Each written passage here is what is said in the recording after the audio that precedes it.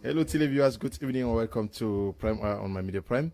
As usual, we are going to be looking at issues of relationship in our homes, looking at the causes of divorce, especially in Christian homes, increasing by the day. We look at whether it is the fact that people do not take time to prepare for marriage, and also tracing where the fault could have come from. Is it the men of God that did not do the job of counseling? Is it the fact that some of them did what they say match are making, or the fact that they were not well trained at home, or whether those who got into marriage did not follow the Spirit, they were not led by the Spirit? We also are going to be looking at this common saying that what God has put together, no man should put asunder. So does it mean that once we get married, we should never ever think of divorcing? We discussed this with our panelists who already are seated in the house. Apostle AMBE Valentine is in the house with us. He is a consultant with the house. Good evening and welcome. Good evening, Mr. Leo. Good evening, my co-panelists. Good evening, Cameroonians and viewers of Prime Hour. It's another Tuesday again for Relationship Matters. By the grace of God, we're going to be inspiring you that your relationship may take another turn. All those who are facing cracks in their homes, stay glued to your screen. God is going to be inspiring you today in Jesus' name. Apostle LEFOR DEVINE is also an expert in the domain. He is in the house all the way from Boya, Southwest Regional Capital. Good evening and welcome. Thank you so much, Mr. Leo. It's always an honor to be in this in the company of this beautiful panel and to communicate with the people of Cameroon and the world over in relationship matters. I'm always excited. That's why they call me the Love Doctor. I'm always excited. Okay. Also with us is Apostle ALFRED ESINGIE. He is an expert also in this domain and is a regular panelist on this show. Good evening and welcome. Good evening, Mr. Leo. It's always a joy to talk on this panel, especially when it has to do with relationship, marriage, and the family. It's a joy. I also greet my fellow panelists who are here today. Okay, today essentially we are going to be looking at, we are starting with the second topic, please. Yes, that is the topic we are starting with. Thank you, Eli, about increasing divorces, especially in the Christendom. We find out where the root causes before people even thought of getting together. We are going to be looking at that. Now, I'll start with you, Apostle AMBE Valentine. We are focusing more on the church. Is it the fact that the counsels given by men of God feel that many marriages are also failing? Did they not do their homework? Yeah, thank you, Mr. Leo. That's a very, very pertinent question. And I think we have to address this issue because there's a rising rate of divorce, especially within the church cycle. And the church is supposed to be a role model and a pathfinder as far as marriages are concerned. Everybody's supposed to look up to the church and they know how to live in their houses. But the opposite is the case, that most of the marriages in the church, there's nothing to write on about as far as they are concerned. Why is this like this? It's because, first, the Bible says a man shall leave his father and mother and be cleaved to his wife, or get married to a woman. It didn't say boys. There's a difference between man and a difference between boy. A lot of marriages that crack is because boys get married, not men. You see, men get married for particular reasons, and boys get married for particular reasons. If you see the reason why most boys get married from their premarital counsel, you will ask them, why are you getting married? Or what is your reason for getting married? They will tell you, I want to stay out of sin. That statement alone tells you that the person getting married may be physically matured, but mentally speaking is a boy, not a man. Secondly, if you want to know if a person is a boy, not a man, it's not gray hair. If they ask him, why do you want to get married? Say, because my parents are putting me pressure. I'm giving you the response of boys. In quote, boys is.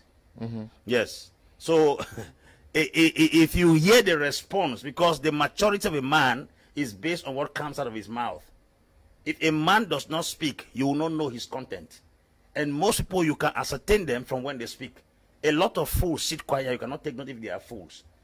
The weight of a man is known when he begins to communicate. So when you interview somebody or you cancel somebody and ask him, why I want to get married, these are the response of boys. I want to get married because I don't want to commit sin. Number two, I want to get married because I'm under pressure from my parents. That is the issue. Number three, I want to get married because almost all my age mates are married. Number four, I want to get married because my wife looks very attractive. This girl is very beautiful. And these are the response you get from boys. The response you get from men when you want to get married. Why do you want to get married? I have a dream to fulfill. And I see her as a compliment to make this dream a reality. Because the first thing a man catches is vision. He doesn't catch a wife. When you catch a vision, that's when you can be able to know the kind of wife to fit to make the vision a reality. That's why God gave Adam a garden. That was a vision. Then bringing a wife later to make the vision a reality. That's how you get the response from men. I have a vision to complete. Number two, why do you want to get married to this woman? She has that thing I don't have, which I think if I add to mine, I'll be better off in life. You marry a woman to complete you, not to compete with you. That is where we have a little challenge. A lot of people marry people because of competition. They don't get married because of completion. So when you get this response from somebody's counsel, even if he has gray hair, he's 45 years, he's 60 years, from the tone and the contents of what they are saying, you can ascertain if it's a boy getting married or a man. That's why scripture says a man is a man that lives. And also talks about a virtuous woman and not not a warish woman. I would say by reason of a warish woman, a man is reduced to a loaf of bread. How do you want to know? It says a man shall leave his father, mother, and cleave to a wife. There's a difference between a friend, a fiancé, and a wife. How do you get the positive response from a woman that has matured to wife? Because there are three different descriptions of female. There is a wife, which is a female. There is a mother, which is a female. There is a woman, that is a gender. Now, mother has to do with the responsibility of taking care of children. Wife has to do with marriage to a man. And the woman now is a generic term that describes the gender female. Now, if these three personalities are in one man, you may misinterpret the fact that a mother is a wife. Because there are many mothers who are not wives. You can easily impregnate a dunce. You can impregnate a novice. You can impregnate an innocent person. That doesn't make the person a wife. A wife is different from a mother. Okay. A wife is different, but you are looking at squarely at the motives for marriage, that's what I'm talking. Which are wrong. But I want us to look at the place, the role that that is supposed to be played by men of God, counseling, because there is a pre-marriage. Is that not what I'm saying? Yeah, but you are talking about the motives from the partners. I want us to look at it from the counselors at apostle level for divine. If many marriages are not working, is it the fact that the counselors that brought them into this union also failed to adequately guide them? But it's a little bit tricky. Okay. I understand where the apostle is coming from. It's a little bit tricky, and I'm sure he was approaching it from the fact that these individuals themselves need to, first of all, be mature enough even to be able to submit themselves to whosoever is counseling. Because we already said in previous editions that the counselors could be parents, like biological parents, and we said that not every biological parent might be able to do that. We also see that the counselors could be pastors, which we also agreed here that just because you have the name pastor or geo might not necessarily do that. And the counselors could also be counselors, like marriage counselors or people who are trained, like and all of that. So it could be, because especially we're talking about also in the Christian scenario, it could be that these people, many reasons, but coming from where you're asking, it could be that these people have sought counsel from the wrong people.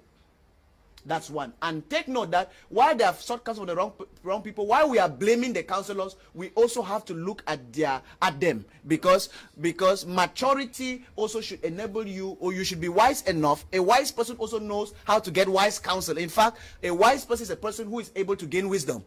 Secondly, we can also see that some people have spoiled the mentality, because when we are looking at religion, we are also seeing that many people, their system, since we are talking about Christian marriages, many ministries, their system does not give some of these people the ample space. I'm sorry to say that, the ample space to understand certain things like dating. In fact, there's some churches that you should not even talk about dating. You will see a young man will just walk up to a girl because they don't want to use, they say, a carnal language. They don't want to be looked as a carnal brother. So a man, I know of a lady who said, I was in church, a man I have never spoken to, I just know that this person comes to the same church, walks up to me and said, please, I would like to marry you.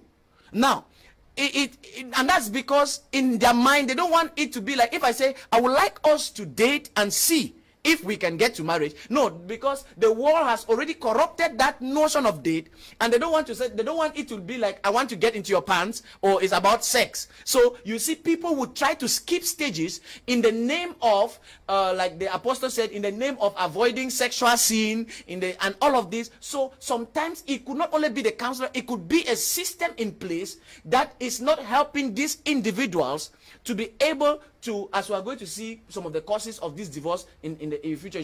Like you said, I want to answer in context you have asked me. So sometimes the system, and this system could not only be in church, the system could be the family background.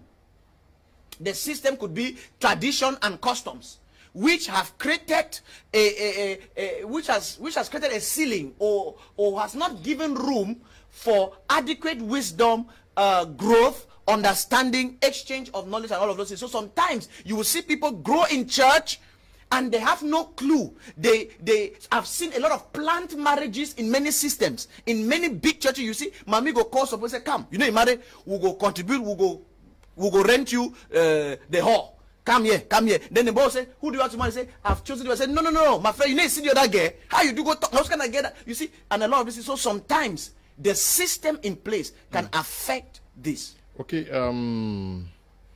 Apostle Alfred ESINGIE, since we are looking at counseling, should we conclude that every man of God is a marriage counselor? Because most Christians who find themselves in churches look up to their daddies and mamas who organize singles and programs. Is that not also where some problems emanate? Okay, actually, I want to just go a little bit to the beginning of what we're talking, then I'm going to come back to that place. Okay. We're trying to look at the role of the church in premarital counseling. Yes. Yeah, we're trying to look at the role of the church, what the church actually does, and is it effective enough not to make people fail in marriage or to divorce? Actually, I would say that there's a lot of matchmaking in the church. A lot of matchmaking. If you're closer to the deaconesses in the church, you marry very fast. Yes, because they'll always recommend you to a good brother that comes. They say, this one is very loyal to us. Now, the fact that she is loyal to you does not mean that she's loyal to a husband. That's what many mothers don't know in the church. There's a lot of matchmaking. Either Papa will also want to say that, okay, this my daughter is a very good daughter. She's loyal to me. I will want some other great man of God to marry her. Not knowing that it's not every woman who is qualified to marry a servant of God or a pastor and something like that. Now, when it comes to this counseling issue, there's a lot of complication. Because people don't know their calling. They don't know where they are specialized. They don't know what they should do. If someone will come to you that you want to marry or tell you something, you begin to bring prophecy in the whole thing. This you prophesy. You begin to bring prophecy. It's not a prophecy, or you say you will go and pray. There are some things that don't even need prayer or prophecy. Some things just need wise counseling and leadership and directives. That's what is actually needed in some of these marital issues. We have a lot of problems, especially churches that are controlled by prophets. Many of them didn't even go to the Bible school. Many of them didn't even learn what it means, marriage and counseling. Many of them are not even having successful marriages. Many of them don't even know how to manage family. You know, then you go to those people for counseling. At the end of the day, so many challenges are going to come to your home. That's exactly what we are seeing today. Somebody just gets up, break up from another church, starts up another place. He has not gone to any training, no formal training, nothing.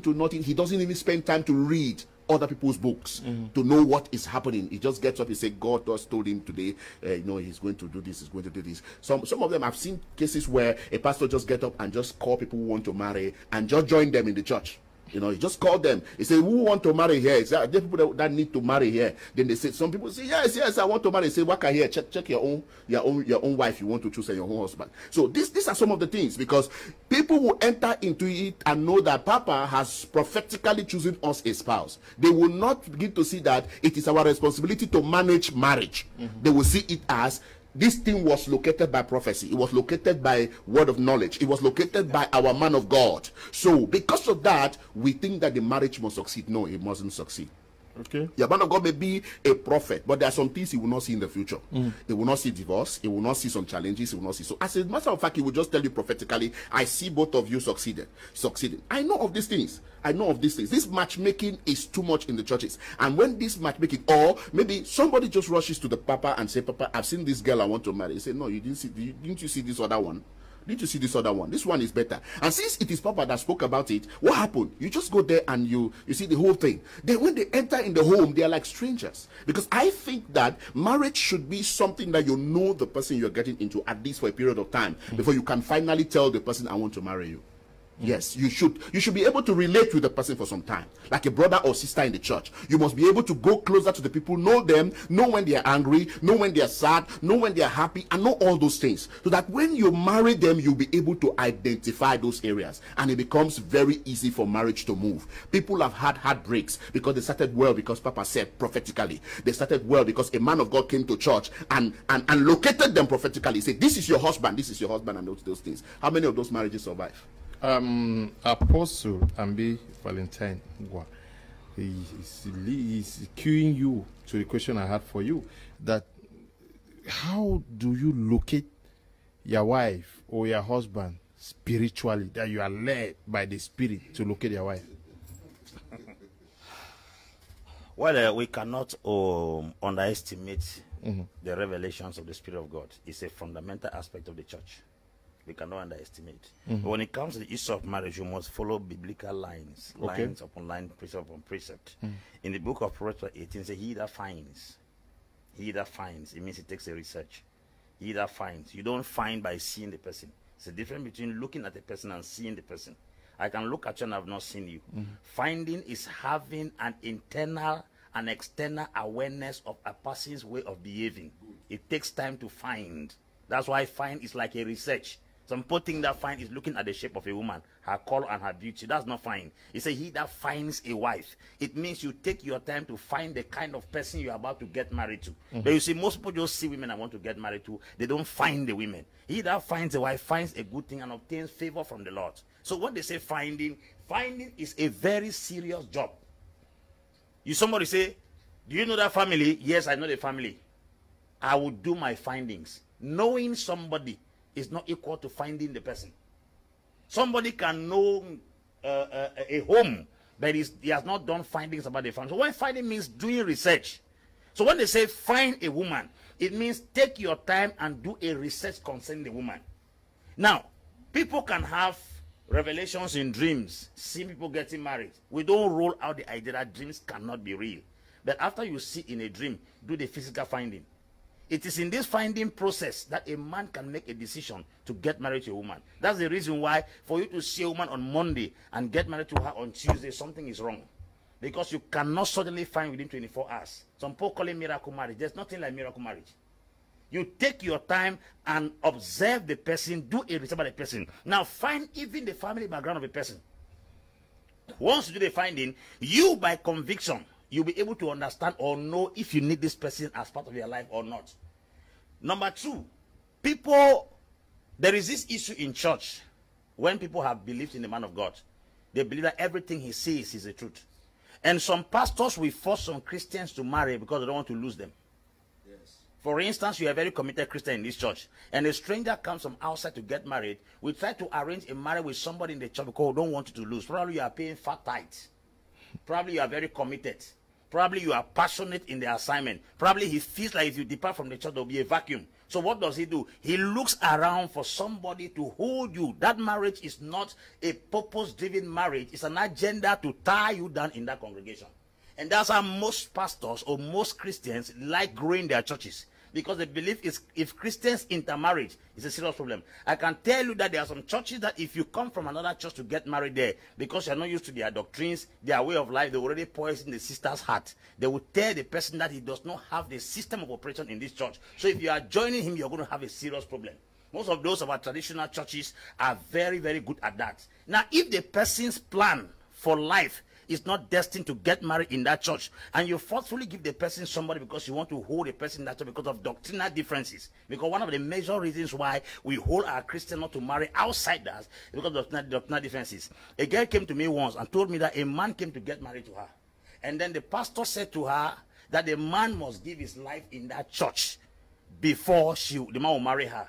The man told the girl that I can pretend to have given my life in this church for 1 month, I get married to you, and I back out of the church. But I will not marry you, and I will not accept to give my life. When the girl came up to me, I said, anybody you see who is sincere in that capacity, marry him.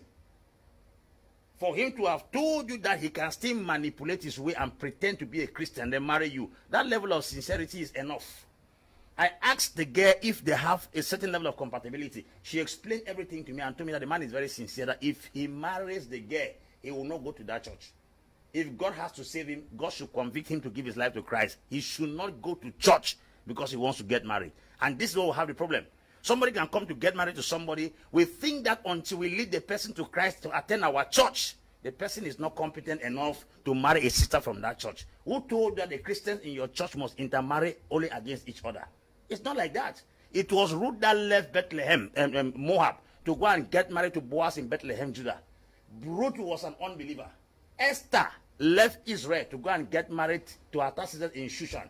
This idea of congregation, this idea of denomination, this idea of doctrine, this idea of churchianity, not Christianity, that interweaves people who are not compatible and have no destination, is one of the fundamental reasons why a lot of marriages are crashing down in the church. Because why? The two persons that got married because of similarity in doctrine, not because of similarity in vision. Okay. What should be the consideration for a man who intends to get married? Immediately, I'm sure you are a marriage counselor. Yes. And many persons are also looking forward to getting married. You first tell them to be financially stable? No.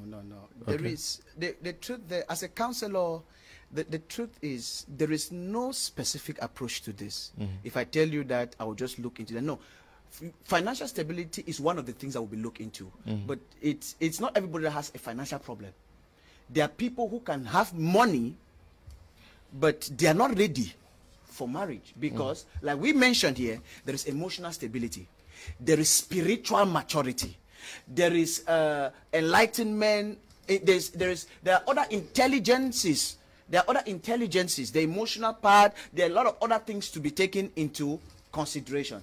So the uniqueness, when people come, there are questions or there are ways we approach, we counsel, and we are able to look at that area that might need development. But generally, somebody needs to be sound all around, like we have said in previous discourses, that like he said, a man, when we are talking about a man, we're talking about maturity, not just about age. We are talking about what? Maturity. The person can take responsibility, and just the aspect of handling responsibility talks about what? Emotional stability. Because you can't, there are certain things you cannot do if you flare up at everything. Now, but most importantly, the major thing, personally, I always try to find out.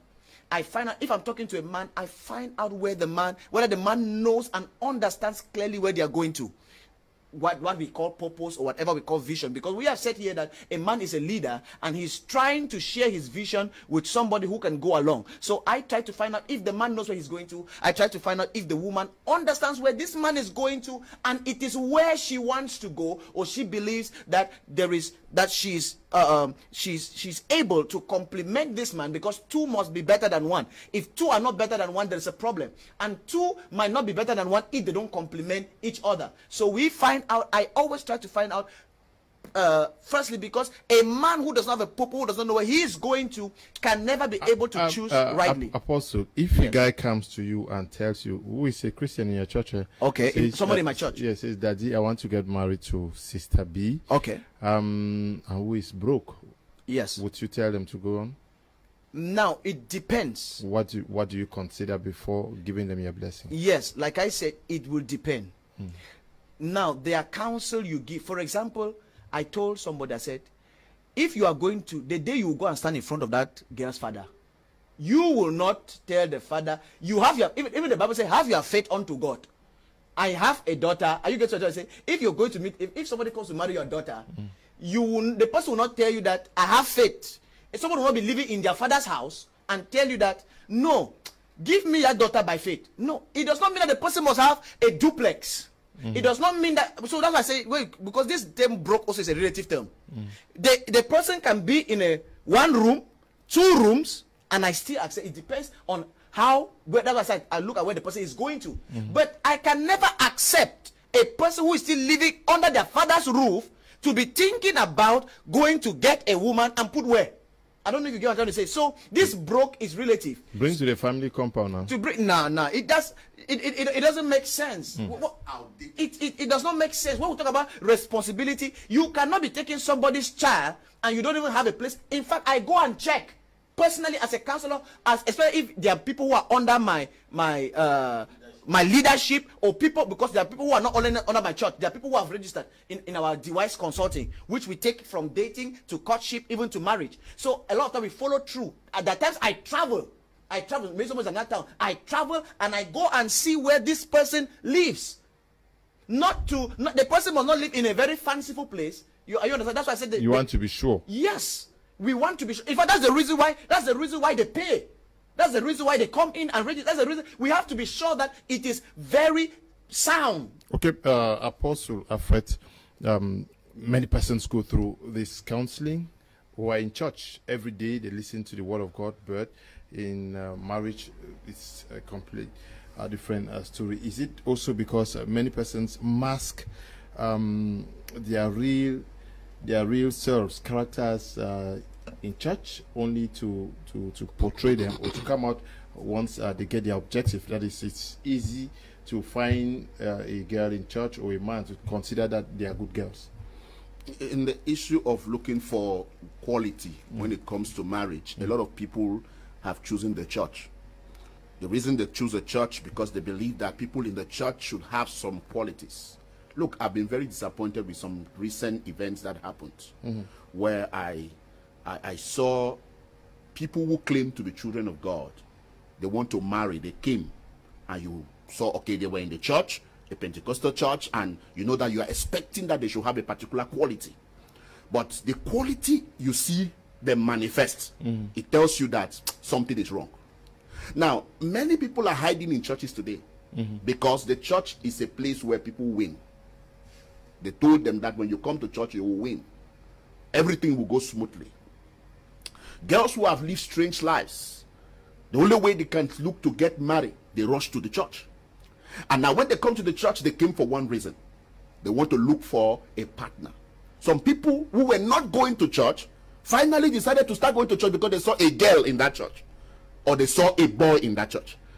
It's not one man or situation where a man has stood and said, I told the girl that I want to marry you. If you accept to marry me, I will start coming to your church. Now, what is the problem? They think that because they are in that church, they should have a good quality. Or they think that because their pastor is a good man, obviously, people under him should be good. But not knowing that a lot of people go to church for their own motives, for their own reason. Some go because it's their family church. You know, and some grew up in the church and they believe they never accepted Christ in their life as their Lord and personal Savior. They never accepted their behavior to change or their lifestyle to change. But all what they wanted is they have seen a beautiful girl they want to marry. And even if you tell them, no, from what I have seen, I think that this thing cannot work, they will still force it and go ahead. Especially if you happen that you are close to a deaconess, or you are close to a pastor, or you are close to a church leader. And that is the error that a lot of church leaders make. They conclude because a person claims to be humble to them, and they forget to look at the character of that person, or try to make investigation by themselves. They only hear from others, and at the end of the day, when they see repercussions in marriage, they start complaining. What I see in marriage today is so terrible. I have had experience, very close experiences, very close ones. When you see somebody from the church, you think that this person will have a godly character. They will know that these are the doctrines of the church, doctrines that are right living. Now they would deliberately want to go against it. Somebody will say, I want to start sleeping with the girl first to see whether she is active. So, yeah, so somebody will say, I want to first have a child with the lady to see whether she is productive, she can give birth to children. Then you begin to ask yourself a question: what were they doing in church all this while? What were they doing in the church? And that is exactly what has destroyed the Pentecostal churches today. Because most young girls or boys who rush to the church today is because they think that that is a jackpot, where to win a jackpot for a good husband or a good wife. But unfortunately, many don't allow the word of God to go through them. They go through the church, but the church did not go through them. The Christ in the church did not go through them. Now, we'll also accept that some churches don't have sound teachings. Some churches don't have sound doctrines. Some churches don't have time to teach about marriages. Some churches don't teach about behavioral patterns and all the like. All what they'll tell you is finances. God will open door for you. You will get your visa and all the like. And at the end of the day, a woman is just looking at a brother who is ready to get a visa and wanting to marry a visa. Wanted to marry your husband will leave America to come and marry you. Amen. Oh, you say, oh my God, and you begin to sow seed, and you begin to do that, not knowing that this marriage issue, if you form your character, you walk in yourself. Look, you will not struggle to get a spouse. You will struggle to get somebody that want to marry you, because they will just look at you from afar. They will like you, and people around you will recommend you to people. They will tell you that that one is if that is how church people are, then that's a wonderful woman. So we have lost that aspect of life, because we tell people a lot about prosperity, about purpose, focus, but the holiness, righteousness, good living, standards, they are no more in our churches today. Some few churches are trying to practice it, but they are practicing it in a way that it becomes a dogmatic way. So people see it as a burden. They don't see it as life of Christ, but they see it as a burden. But character is something that parents used to consider for the people. Parents used to say that family, they don't only consider the family, the character of the girl. They consider the character of the family of the girl. That's how they look at it before. Okay. But today, nobody cares. Pastors don't even care to check. Good evening to everyone in the studio. I'm a silent viewer of Prime R. I'm enjoying the program. Please for Apostle Ambe's number. She Silas is writing from Sancho. Good evening to you, she Silas. If you need the number of any of the men of God in the studio with me, just write to me after the program. Hello, Mr. Leo. Good debate, but one-sided. We need to get the views of traditionalists too. When we were growing up, most traditional marriages did not fail because couples had good counseling from the traditional point.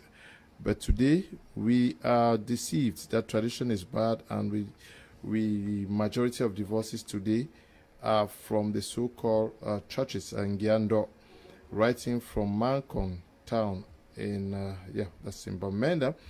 This one says, good evening to you and the pastors in the house. G. Eric from Bafut.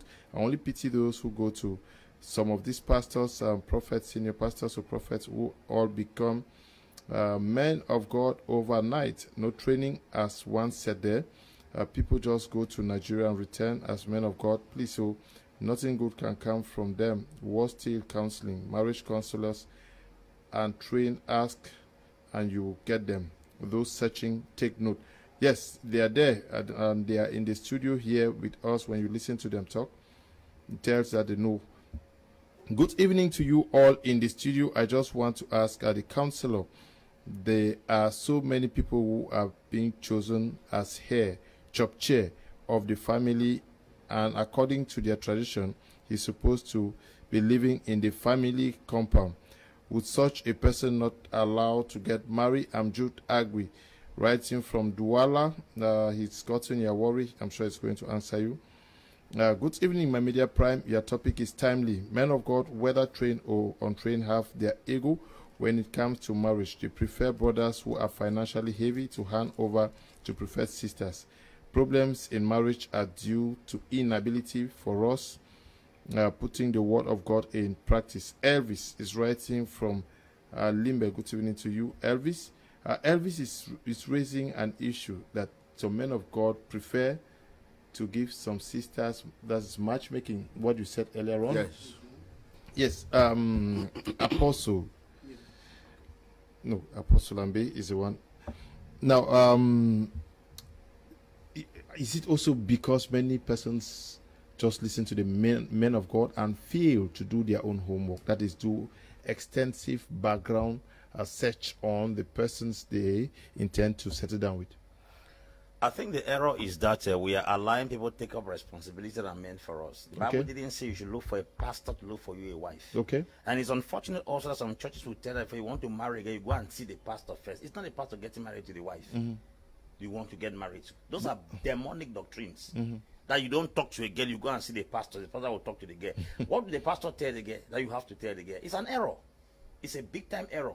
You are asked to pursue a woman that you love, study the woman that you love, and get what you need from the woman. The pastor may admire things in the woman you do not admire, because everybody has a unique thing he admires in a woman. Some people love the way you cook, others love the way you smell, they like the way you dress, they like the way you speak, they like your utterance, they like your intelligence. Every man has a particular thing he admires in a woman. What that pastor may have as a taste for a woman that he recommends to you as a young man might not be what you have as a taste for that woman. And it's rather I was in a class, a teacher was teaching, and he said he helps the wife to cook in the kitchen, and that's a good way of expressing love. And so all the girls who are here are supposed to have men that cook food to help them cook in the kitchen. I was bold enough to stand and raise my hand up. As I have my own way of expressing love to a woman, I'm not good at cooking. My mother didn't train me in the kitchen, and I will never go to the kitchen to cook. If my wife has to be configured to think that it must be only in the kitchen, it means if I buy her aircraft, I buy her deodorants, I buy her perfume, I take her to a snack, it's not love. Love will be centered around the fact that I must join her in the kitchen to cook. That is the pastor's perspective concerning marriage. So you don't propose to a woman through a pastor. You propose to a woman directly because that is what you want. But there are church doctrines that will tell you if you go straight to the sister, you will face disciplinary counsel because you are not supposed to go close, you'll fall into immorality. Let me tell them clear. Getting married is not an escape route for immorality. It takes discipline. Paul, who preached that message, did not get married. He said anyone who does not want to burn in passion should get married. He was not married. How did he control his own sexual drive? He said, I brought my body under subjection. So marriage does not eradicate the idea of total discipline in your home. That's one of the things you must put into place. The next thing is this. There's this notion. I'm going to be challenging a lot of church doctrines here today. People believe that when you are from church, you must marry somebody from church. God has met marriages in the Bible who were not even from the same historical background because of his agenda. God told Samson to marry a Philistine woman. The purpose of that marriage was to bring deliverance to Israel. God told Esther to get married to an unbelieving king called Artaxerxes in Shushan. God also convinced Samson. God help me. I spoke about Esther getting married to the king. A king. Samson getting married to a strange woman. Ruth came from Moab to get married to Boaz in Israel because of divine agenda. So this idea and this notion from the church that if somebody comes from outside, we should not accept him is very bad. The will of God should be detected in every matter, no matter how our doctrines are placed in front of us. I know somebody will tell you that get married to those of the household of faith. That's what the scripture says. Get married to those of the household of faith. We've been getting married to those of the household of faith, and the marriages are still failing. The household of faith is not stronger than the will of God.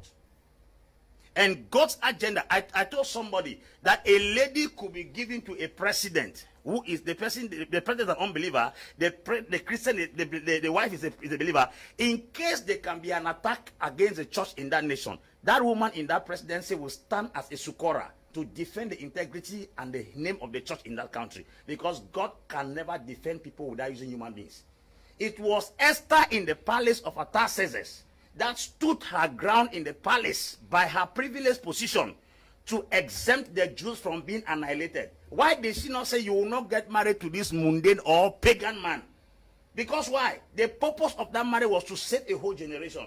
So when we are talking about marriage, there is a lot of fence we have built within the circle of the church. And that fence we have built sometimes is not even working. They mentioned about rich brothers being given. I told you here earlier that there are some pastors who will mess marriages based on their personal interest.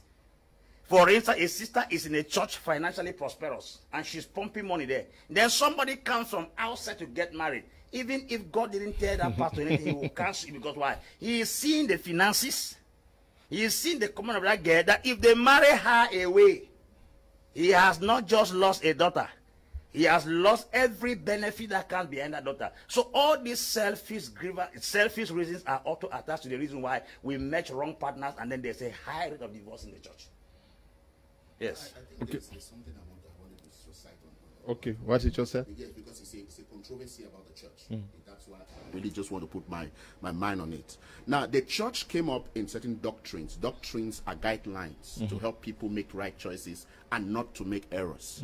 Now, when it comes to choosing a partner, they realize that one boy will go and propose to about 7 to 8 different girls and finally hurt all of them and then go somewhere else and pick another girl. That's why the church said, it is good that before you talk to a girl, come to meet the pastor. What was the reason?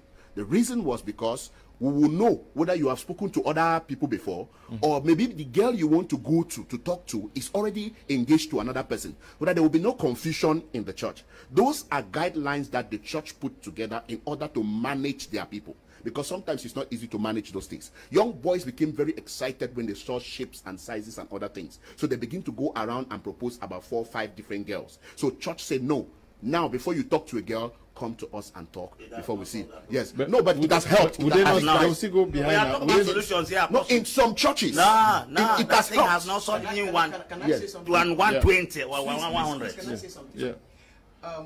The way I modified this solution in my own area, and I understand, I'm glad he pointed this out. The way I manage this solution, because when you're managing people, there must be a solution. There must be a solution. The way I manage it is, I don't say that when you meet a girl, come and meet the pastor first. No, you should know what you want and talk to the girl, right? But I always advise the girls that you are at the disadvantage here.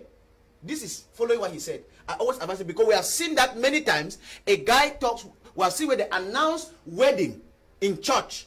A girl got up, sighed, and walked out of church.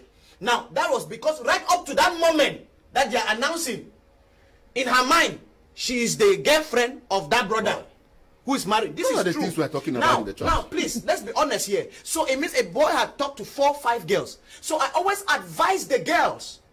Now, I don't advise the boy. I'm not the one to come and ask a girl out. It is very, very wrong. A man who cannot express himself to a woman is not even qualified to have that woman. No, not a man. That is why you would have gotten what I wanted to say before you now conclude. No, I'm not because it is not the pastor that proposes. It's not the pastor. I was talking. I was talking. I was the one who begged. No, I was the one that you were the one to talk after. But I was the point.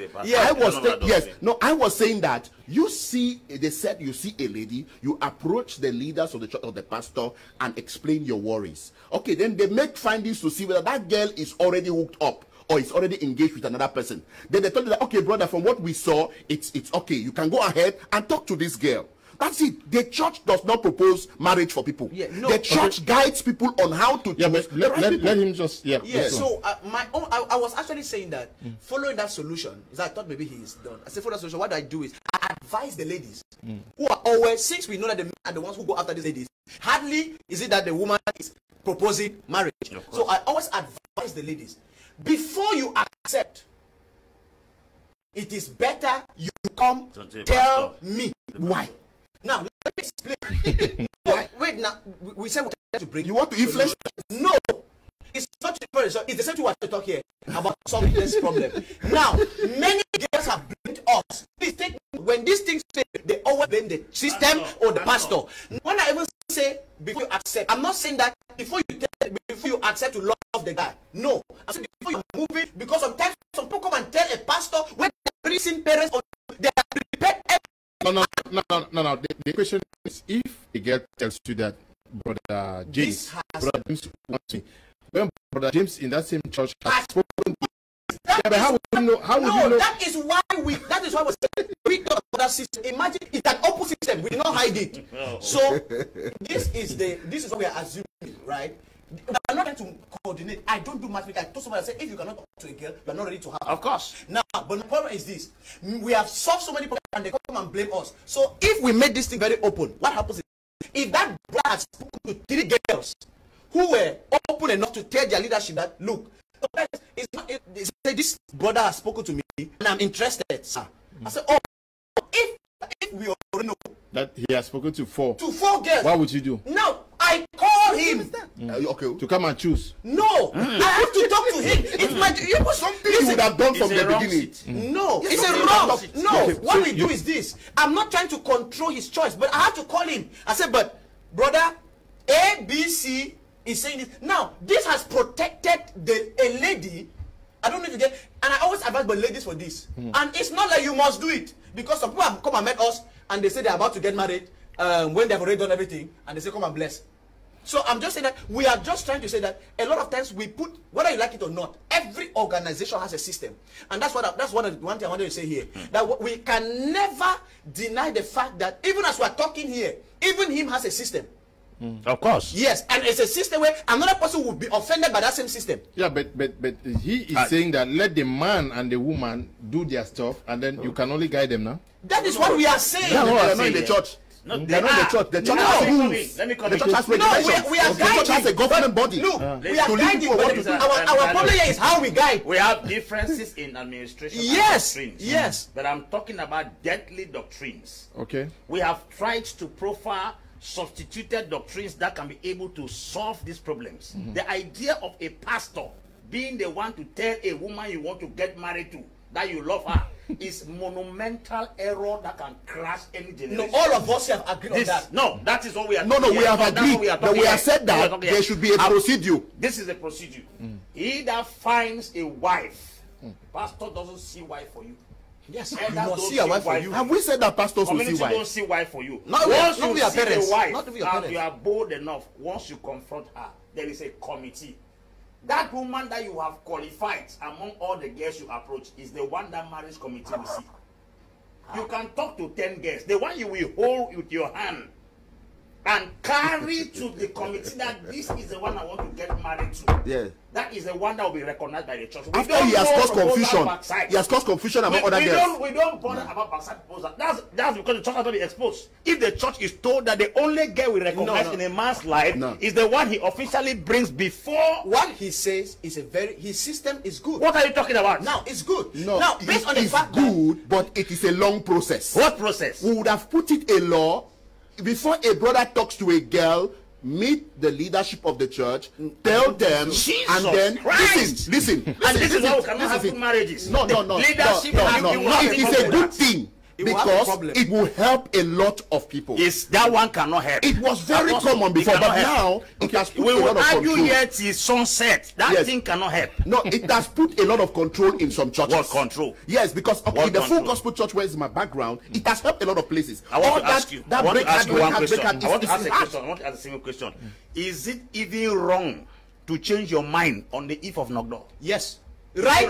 No. It's not wrong now. No. So if I propose you and I'm that is what I want to say. That is what I want to say here. I'm not your husband. Yes. I want to say that. Let's be very clear here. Let's sleep with you. Let's be very clear here. What is the meaning of this? Now, see something. I want us to be very clear here. I'm saying this because some people are watching this, and people already have a bias about the church. Will feel that the church is not doing anything, and I really want us to pass a good message. Okay. Because some people are watching this and they're assuming that, like somebody made a statement, traditionalists, all of those things, and they're assuming that the church is causing problems. That is why we have been very open here, and we have pointed out that, like he was talking about the prophet. I don't first of all believe in a marriage that the pastor is the one saying that you and you. That God showed him. No, we don't cancel the fact that God reveals. Okay. But my point is this. What is God revealing? I have a whole teaching on the role of God in a relationship. When it comes to marriage, if you don't have the ability to know who can be your wife, you are not qualified to marry. It means that if it has to be a prophet that needs to show you that you need to marry, I don't think you are ready and qualified for. Even if you are led. I will argue that one. No, even if you are led, No, you will have to search. Even if you are led, you will have to look for it. Isaac got married to a successful woman because Abraham sent his servant Elijah. We are talking Bible here. Elijah went and then conducted a litmus test. He said, amongst all these ladies that will come, the one that would demonstrate a virtuous character by carrying water from the well. That was his own parameter. And the lady that fell was Rebecca. And that was how he married a woman for a man he did never see. They will tell you it's ancient. Our parents have gone to the village and looked at families and so can that happen today? Why not? What has changed? Why do you quote Genesis? No. That cannot. Why do you quote Genesis now? If If you are denying everything, Genesis deny everything. Don't say it cannot happen. No, Cannot happen. you are breaking doctrinal walls that you are not setting solutions No. for. I'm saying Yes, because what I think we should not only we- create problems in churches right now. We should rather get the churches to know that their doctrines are okay according to their setup. Yes, but you can also do it this way. That's what I'm trying to look at. Can we Yes. get back to our discussions? Good. Yeah. Good evening to you, Roland Fongu. Good evening to you, Malakai Wonken, and to you, and to you, Amos Ngui, Epie, Denis Mbela Bruno, Mbaloko. Good evening to you, Shante Lucy, and to you, Anita Eno, Asongtia Nicholas O. Man of God out there in Boya, good evening to you. Isaac Tani, King's Stick, good evening to you. Tita Julius, and to you. Ngale Jamia, Enene Alain, good evening to you. Mane Emily, and to you, Doc Mo. Tanze McDonald, good evening to you. Tanze McDonald. Roland Modeson, good evening to you. Edinge, Derek, and to you. Anointed Son, good evening to all of you guys are watching via social media. Now, Apostle Alfred, can we also say that financial difficulties could have played a very pivotal role in causing divorce amongst Christians, because you know, they say it is going to be where you marry the head, and not they say you succeed. And why are you laughing, Apostle? Apostle, why are you laughing, Apostle? Nothing. Yes, and 3-5 years and things are not happening. In terms of ratio, the number of people who separate or divorce because of financial challenges is very small. Okay. Very, very small. Okay. Because there are other aspects of marriage that are stronger than financial supply. That's why you see people marry very poor people. Okay. Then they put themselves together and work. Now, it's different to marry a lazy man and to marry a poor man. Those are the two different things. Never marry a lazy man. A lazy man is a kind of man that can destroy your destiny forever. Marry someone that he has a vision and that is very active. Now, even if he doesn't have the finances at that time, both of you are going to work. I married my wife when I had a salary of 30,000 francs, and she graduated from the University of Boya, no job. But she saw my dynamism and my activeness and so many other things. And today the story is different. You know very well. My wife is your classmate, so you can understand some of those things. I know. So when we heard that Malaika was getting married, yeah, it was like a surprise. You're getting married to this small young pastor. That is, you know, that was my first station. I left the Bible school in Nigeria. I came. That was my first station, and I was getting married to a graduate from the University of Boy. It was a problem. Even the family themselves did not want to accept that kind of a thing. But because we were pushful, with dynamic and full of ideas. There are so many things I pushed her into things. Like for example, not too long, I pushed her to go for the master's degree, to do a master's in business administration. You know, that then she also worked in me to go and finish my university degree. And I did a degree in the University of Boya.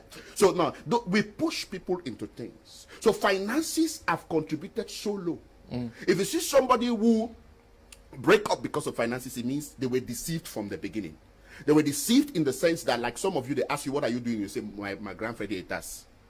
You know, you say my brother is in America. So you are counting on people's pockets for your living. That's how will you do the wedding. They say, I have a lot of people, friends who contribute, and money will go and things will work. And after that, marriage is not nowhere to be found. And so people claim that they have businesses. Some people claim that they have other connections. Some people claim that they have other sources of income. And then when you marry, you discover that nothing is founded. So that one ends. So what breaks that marriage is not finances, it's rather deception, it's rather lies, it's rather falsehood, it's rather craftiness that destroys such a marriage. I believe that if a man comes to you and open up that truly I don't have, then there is obviously no way. But I am looking at a better future, I'm looking at a brighter future.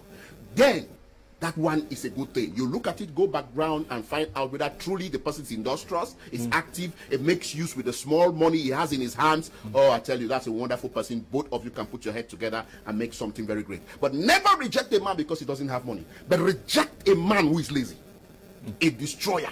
But how would you know? You know, many men are sweet talkers. How do you easily identify? Just like how we go to verify.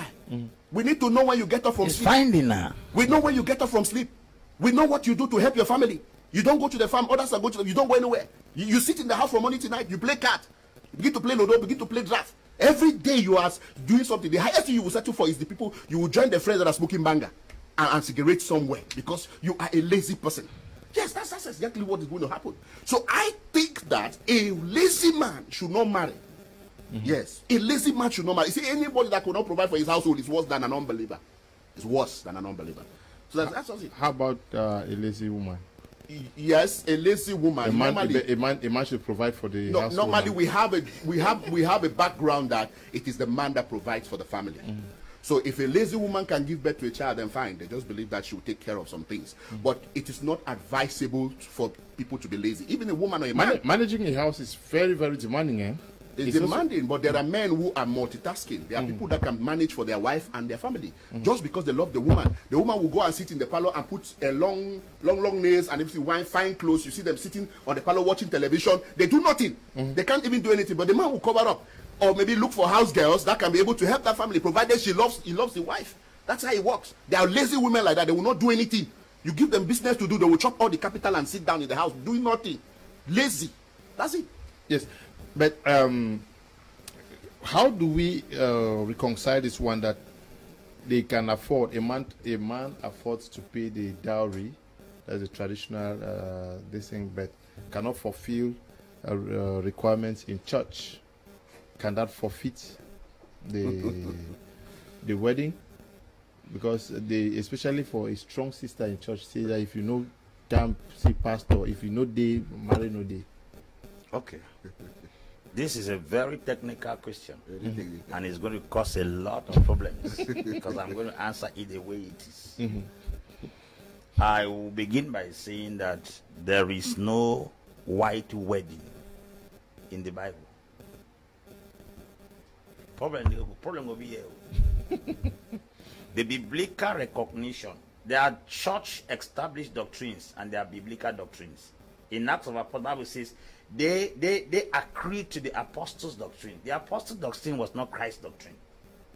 There are things we have established in our churches, which are doctrines, which are not biblical, but it's because the church accepted to establish it. Like the scripture says, whatever we agree on earth as touched in heaven establishes it. Now, we know that there are three authorities when it comes to marriage. There is the traditional authority, which is the traditional marriage. There is the state, which is the court. Then now there is a church. These are the three authorities that we recognize and we have established. But when it comes to scriptures, we have the two established authorities. The first is the traditional. You dowry a woman, it is biblically correct. You go to a family, don't go and steal a woman. You officially dowry a woman and pay what you are demanding.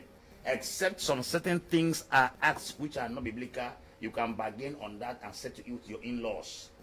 For instance, they can ask you to practice some traditions that are not biblical. You may resist and stand your ground in order to lay a wrong foundation, because some of those practices attract evil spirits in marriages. When it comes to the place of documents in marriage, Moses said in the book of Matthew chapter 19, it says, when a woman does no longer please you in the Old Testament, you have to issue her a letter of divorce, which means there was marriage certificate recognized in scriptures. Issue her a letter of divorce. And then Jesus says, this Moses spoke because of the hardness of your heart. So God recognizes a legal document that binds two parties together. When it comes to the area of the church, it is a doctrine established by denominations. Even though God is the center of every marriage, the idea of white wedding in church is established by church. It's not a biblical doctrine. I've given you 2 marriages that are recognized in scripture. If you don't want a woman anymore, issue a letter of divorce. That letter of divorce is a marriage certificate that is recognized today by the state. There is the traditional which is recognized by God, and God sends you to go and marry a woman. Those 2 are biblically established. The third of doing a marriage in church, it's practically our own notion. It's our imagination. Because if a woman is married and the pastor is there and the parents of the girl are there and they pray for the girl, it will be having the same effect like they gather in church and organize a white wedding and still pray. The location of the prayer doesn't matter. The problem is who is praying the prayer. If the pastor is at the traditional marriage and the parents are there, they declare their blessing, they will be blessed.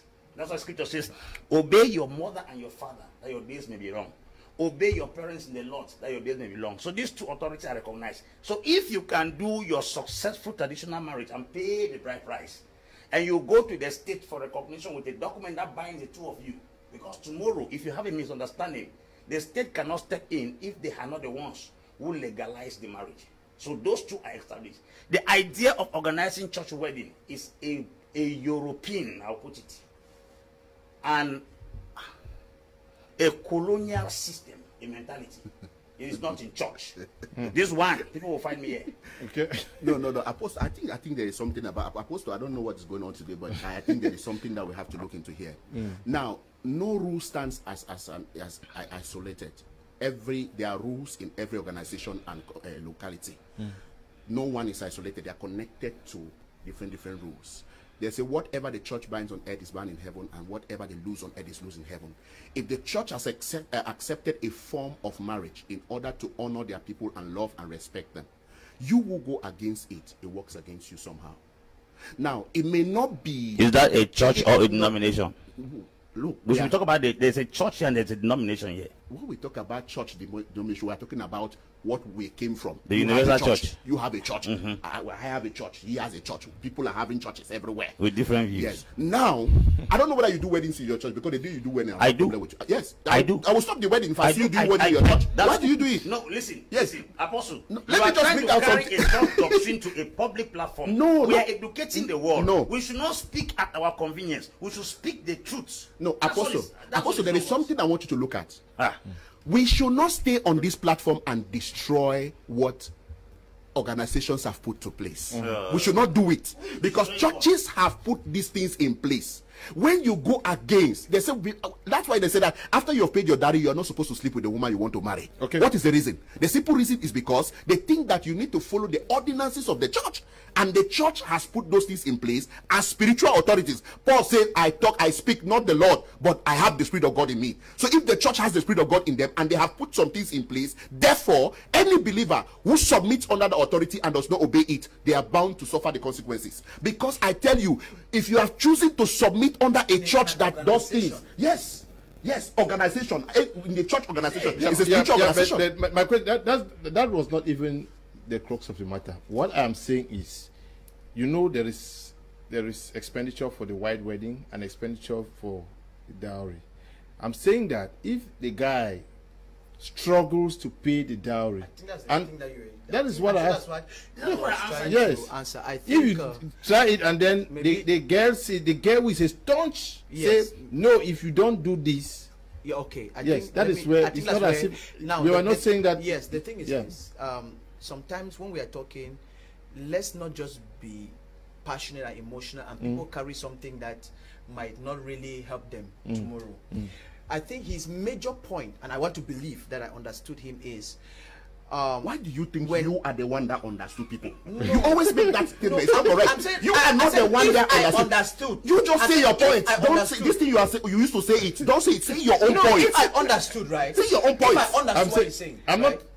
What I raised here, yes, I'm not saying that white wedding, no. I said, okay, what for if a brother, yes, a brother who means stands that aside. if the man has the ability, you ask him a question, he instead cancel the whole white wedding.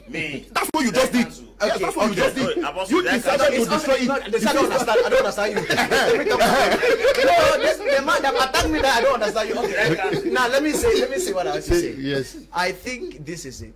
If a man, I'm talking how I will handle it. Yes. If a young man has struggled and paid the dowry, I think that's what you're talking about, yes. right? And he has done the legal whatever that is necessary.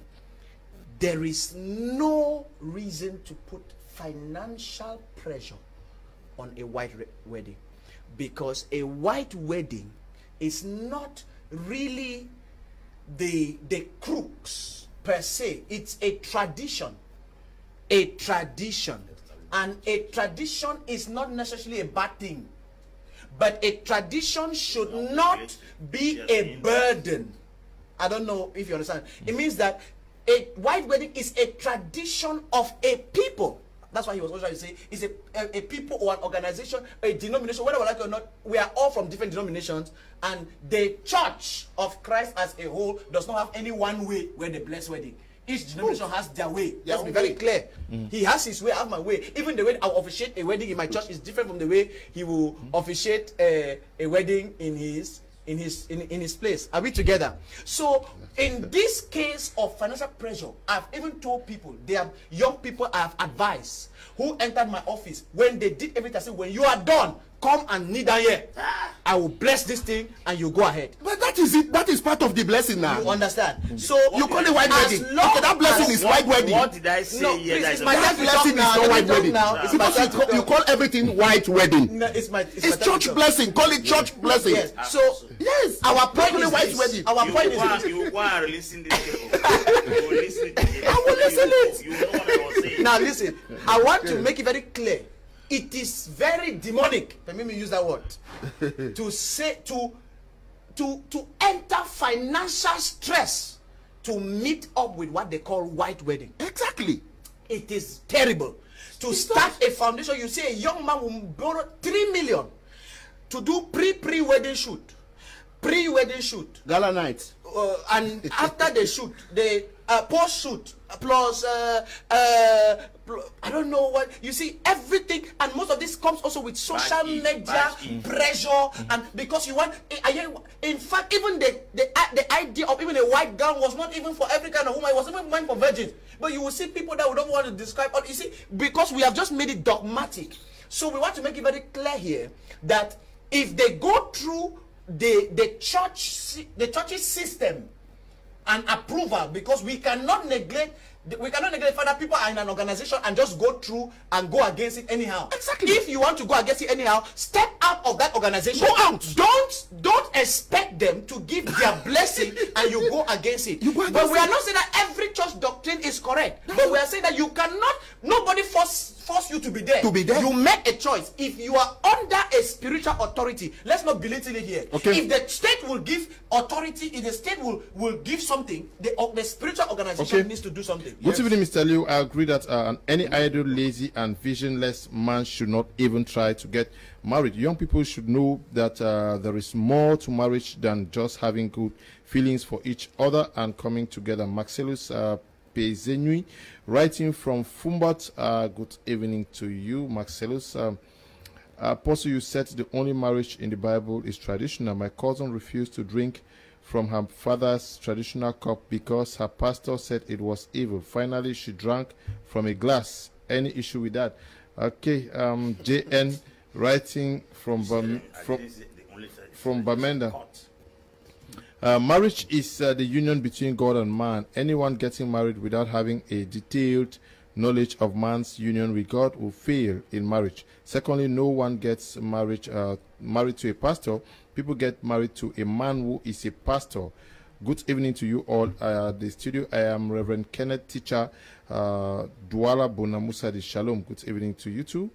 Mr. Liu, I agree with the man putting on a hat. that a Christian can get married out of his or her own church, but the person he or she is getting married to must be a believer, saying that a Christian should get married to unbelievers, as he said. I vehemently disagree. Thanks. Kum Leonard, writing from Lassen in Noni. Okay, I'm very, very happy for this program. It teaches me a lot. Thanks very much, Pastor AMBE. Valentine is very correct. I'm very impressed by his explanation. Thank you, Pastor. Maxim is writing from Limbe.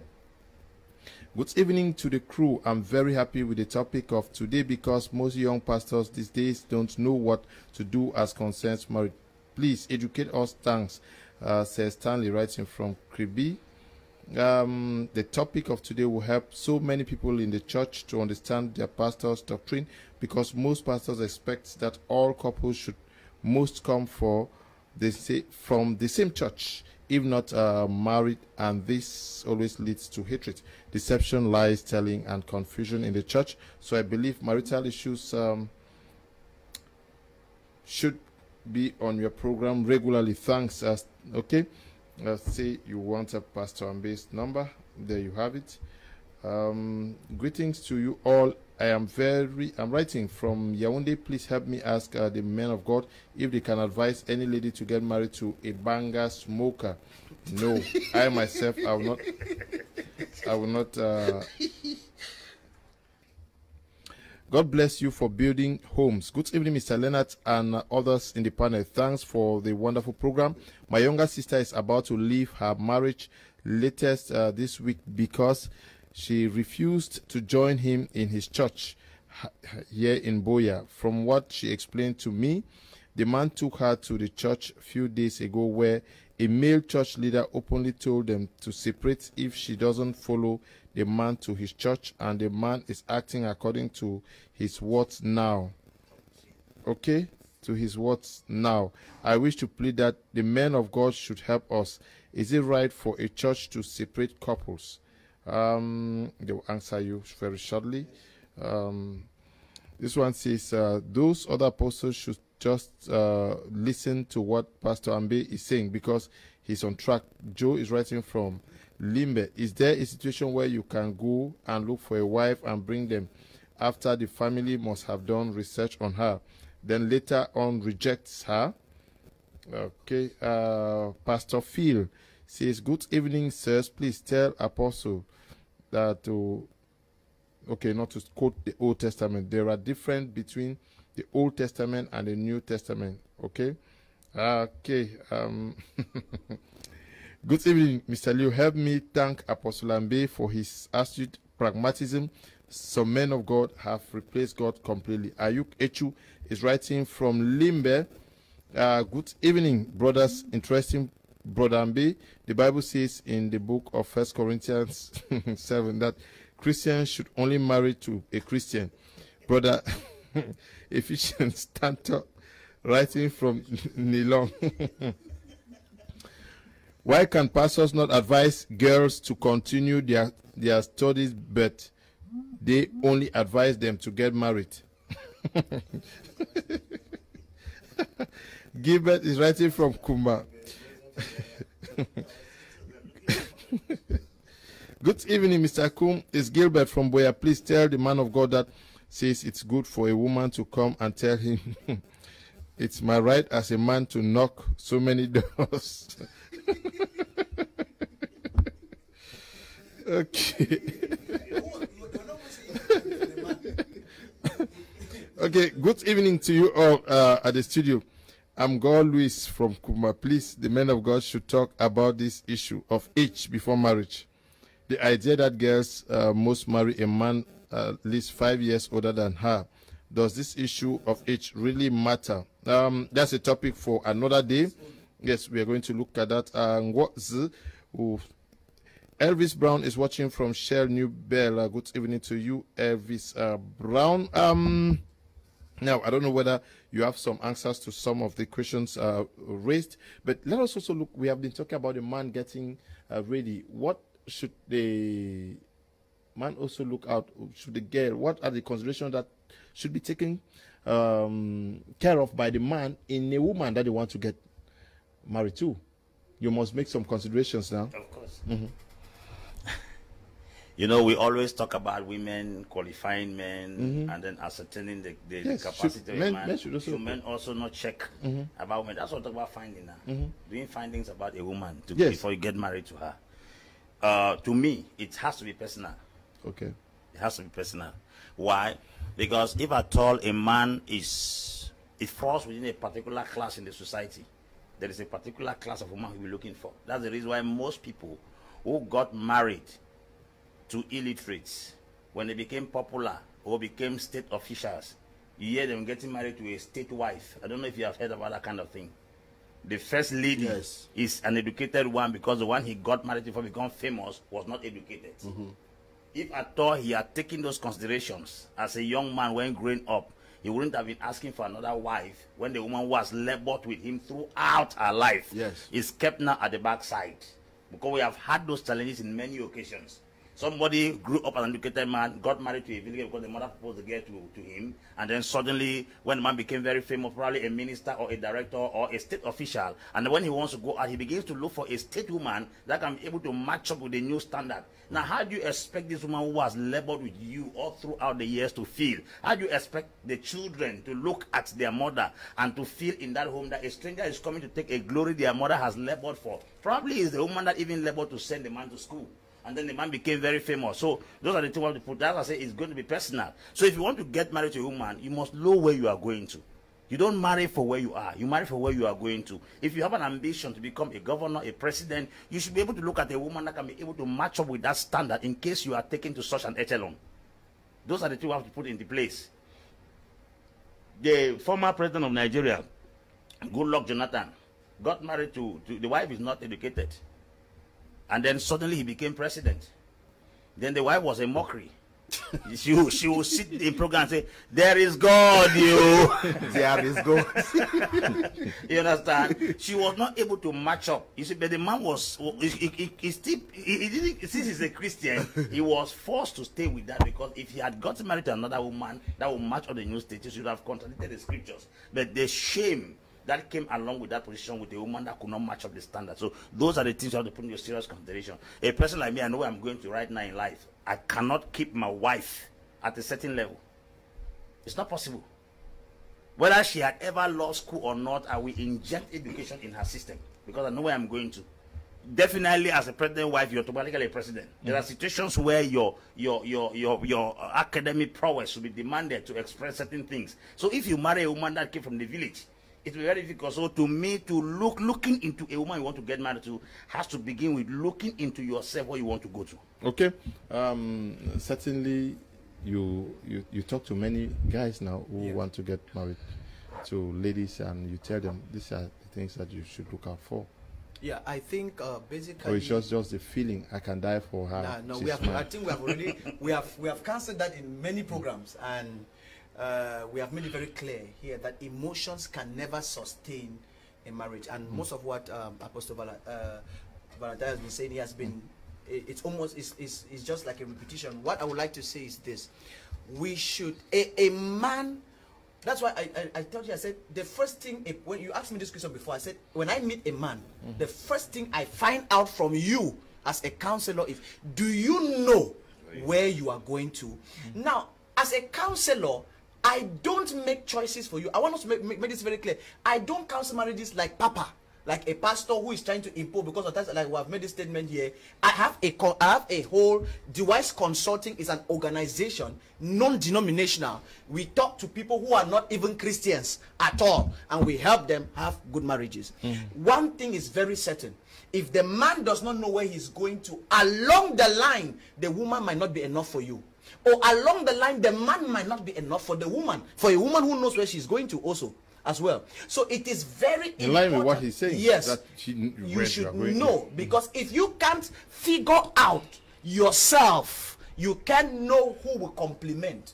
It is so vital, and that is why people should not rush into this. Voices in the bushes, like the voices should not. You should be able to have understood Not like you must have attained. Paul says, not that I have attained, but you know where you're going to. But this one thing I do, not that I have attained. Now, you, like he said, it's not like you have arrived, but you know clearly. And if you don't know, you can never pick. That is why I want to make something very clear here.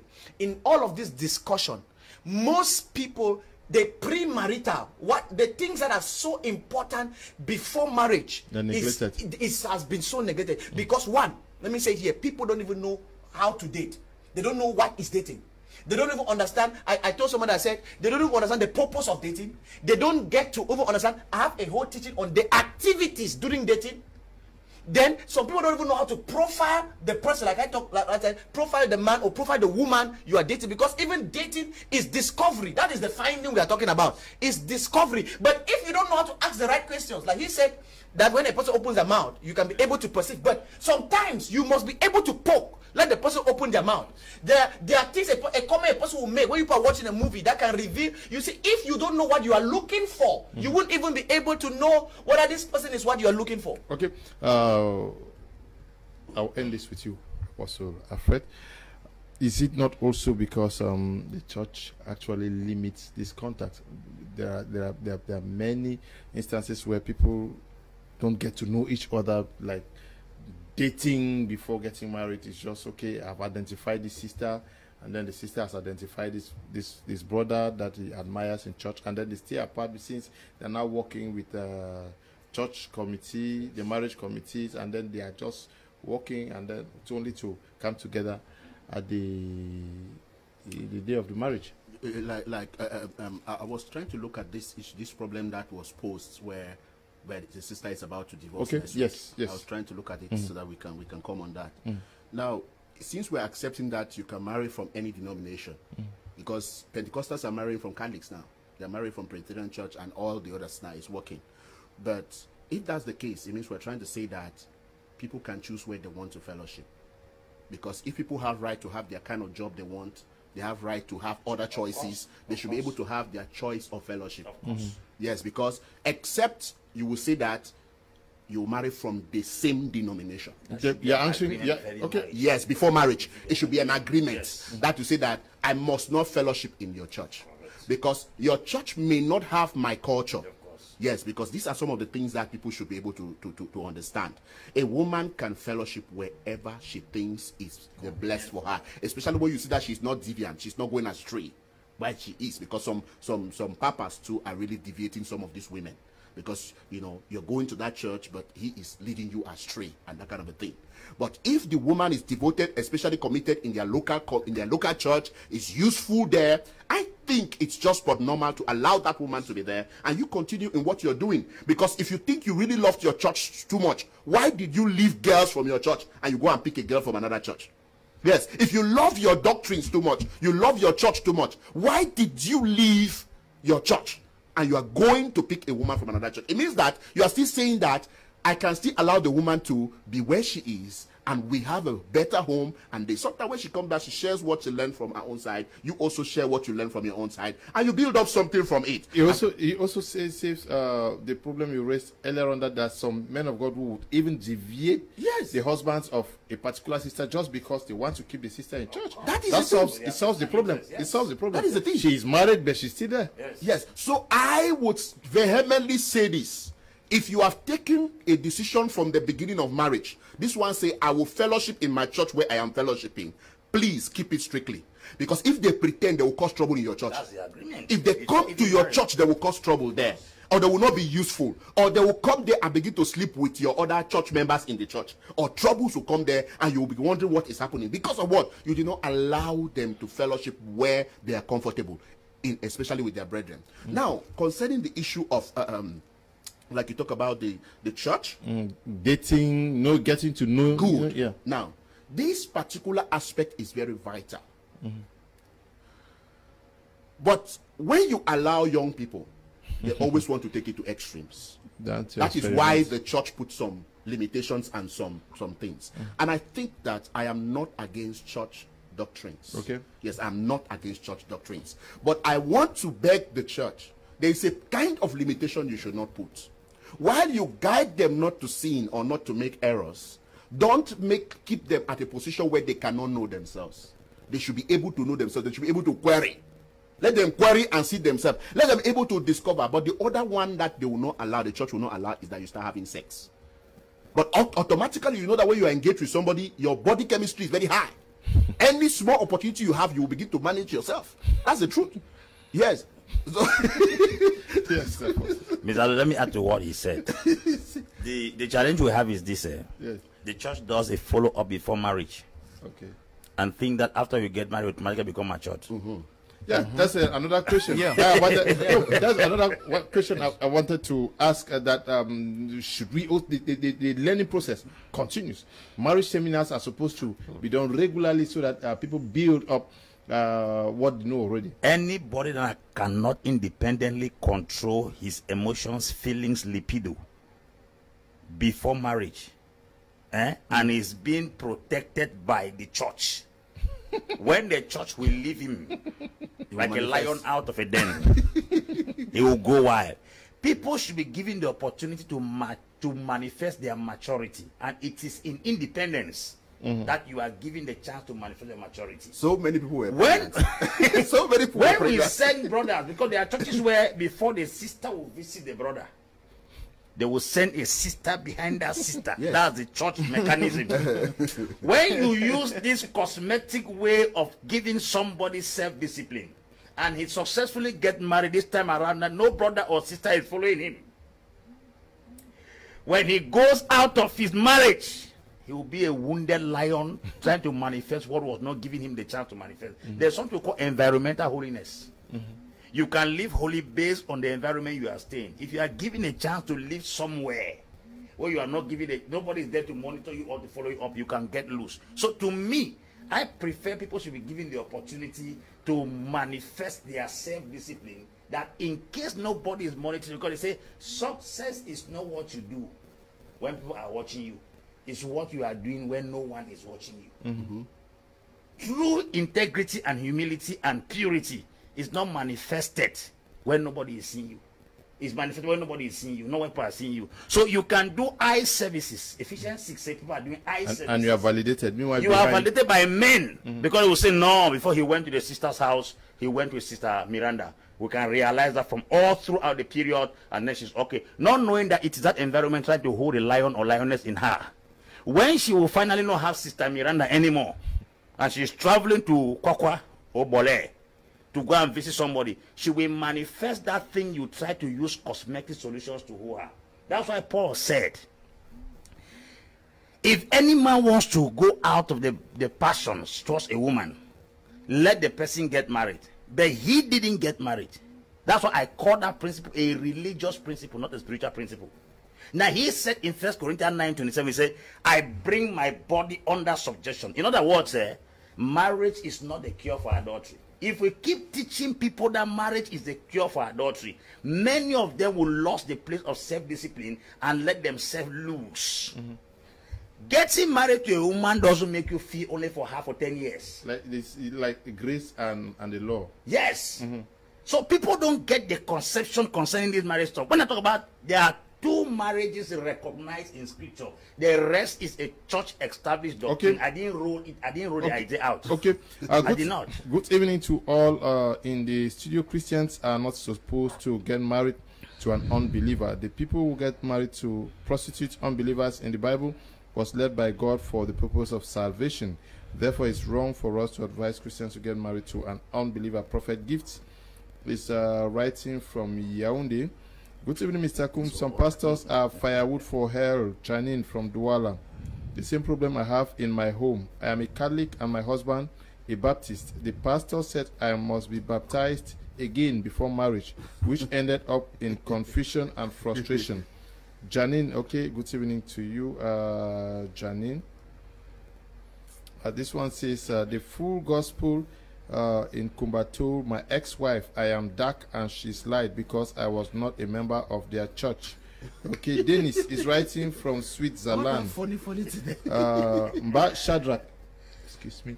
Mba Shadrach, writing from Limbe, says, I love your program. Thank you, Shadrach. Good evening, Bishop from Togo. As a Christian, We must follow the church law. The problem we have in the church is that people are not matured spiritually. Church law is after paying her bride price, you will go for a pastor for prayers and blessings. Yes. Good evening to you. Good evening, Mr. Liu. I wish to ask if a pastor can bless a marriage when the woman is pregnant. Emmanuel is writing from Bamenda. Figure in Bamenda says, I'm enjoying the program. Please ask Pastor AMBE if he plans to be a state official. Just curious. I don't know. Good evening, Mr. Liu. Apostle AMBE is an advanced man of God. Keep on, my elder brother. You are one in a million. Time for me is writing from Limbe. Men of God, I am happy for today's topic. Please, we need to know, what does white wedding mean? This is Salvation Funwen, writing from Bafusam. Okay, good evening, Mr. Liu. Church marriage is because the married couple wants to show off. Have you always asked yourself why most divorces are between couples that got married in church? God recognizes a marriage when the parents give out their daughter to the man. Court marriage is declaring the union to the state. Lastly, a believer must not only marry a believer. He or she may be the person who converts the unbelieving party. Che is writing from Bamenda, but the unbeliever may also turn you around. Eh? Mr. Liu, I greet you. The church of these days are making marriage very hard. A brother of mine was given as a condition to dress him up, and the wife as a condition for him to bless his marriage. Some churches of these days are making... Okay, can you imagine a pastor gave as condition to a brother of mine to dress? Okay, yes. You have to dress up. Dress the pastor. The man wants to get married. Your own gift is to dress the pastor. Okay. Hi, Mr. Leo. Good evening. I like the way Apostle AMBE speaks. Keep up, man of God. Hene Ejome, writing from Boya. Good evening to you, Hene. This one says, good evening, Mr. Leo. The program is very interesting. Please tell Apostle AMBE to face the mic when talking. Okay. I wish to ask if the pastor can bless a marriage in one's house without one necessarily going to church. Alex is writing from Boya. Why is it only African pastors that professes about marriage? Okay, we are going to use the last 20 minutes to discuss the second topic for today, except you have something to add? I have something to say. Yes. Please, just 1 minute. I really want to say that I want to make something very clear. I made it weeks ago that you are not marrying a person, you are marrying a mindset. Of course.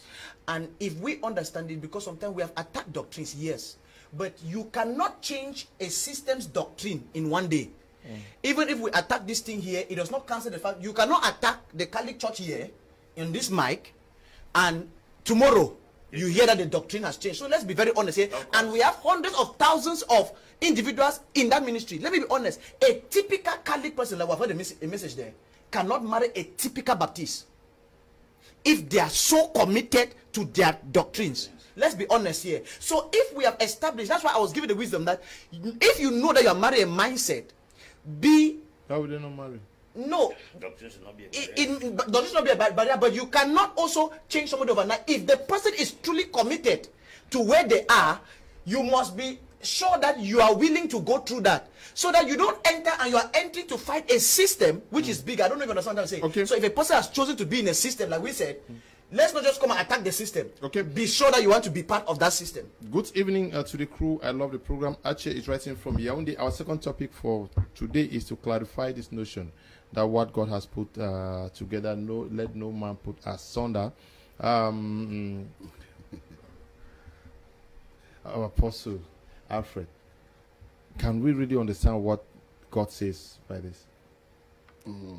Yeah, in the beginning, the Bible says, like Jesus clearly put it, it was not so.